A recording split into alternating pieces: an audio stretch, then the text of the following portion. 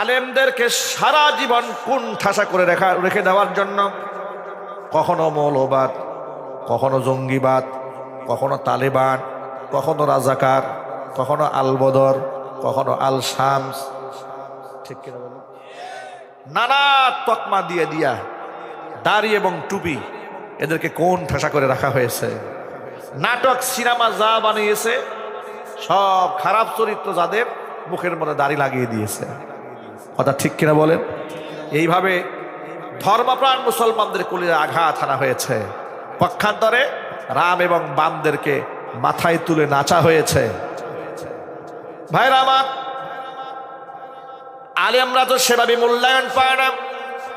রাষ্ট্র যদি মূল্যায়ন না করে, এই জন্য মানুষ মূল্যায়ন করতে চায় নাই। কারণ রাষ্ট্র যদি তাদেরকে মূল্যায়ন করত, এদেশের প্রত্যেকটা ঘরে ঘরে প্রত্যেকটা গার্জিয়ান সন্তানদেরকে আলেম বানাবার স্বপ্ন দেখত।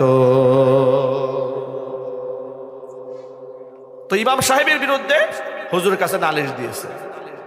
নালিশ দিয়েও আবার তারা বলতেছে, হে আল্লাহ রসুল, ইমাম সাহেব বলতেছেন যে প্রয়োজন তাকে চেঞ্জ করতে হবে, কিন্তু সূরা বাদ দেবেন না।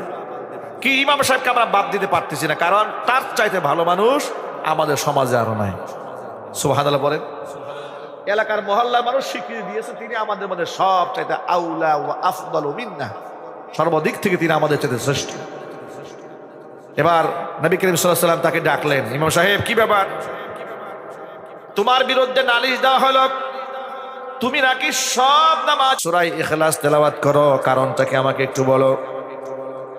এবার সাহাবী বললেন, ইয়া রাসূলুল্লাহ, ইন্নী উহিব্বুহা, এই সূরাকে আমি বড্ড ভালোবাসি, কারণ এই সূরার মধ্যে আল্লাহ রাব্বুল আলামিন তার একাত্মবাদের পরিচয় দিয়েছেন। জোরে বলেন সুবহানাল্লাহ।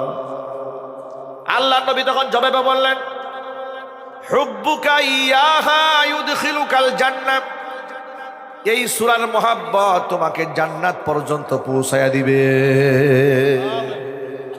এবার আপনারা বলেন, শুধুমাত্র একটি সূরার মহব্বত যদি কাউকে জান্নাত পর্যন্ত পৌঁছে দেয়, 30 পারা কোরআনকে যারা জীবন দিয়ে ভালোবাসবে, আঁকড়ায় ধরবে, তাদের ঠিকানা জান্নাত ছাড়া কি অন্য কিছু হতে পারে?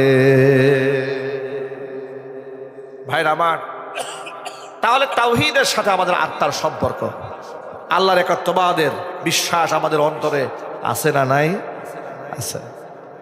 কিন্তু শয়তান আমাদেরকে ধ্বংস করার জন্য প্রতিনিয়ত আমাদেরকে শিরকের মধ্যে ধাবিত করার জন্য চেষ্টা চালায়। শিরিক কাকে বলে? আল্লাহর সাথে শরীক স্থাপন করা। এখন এই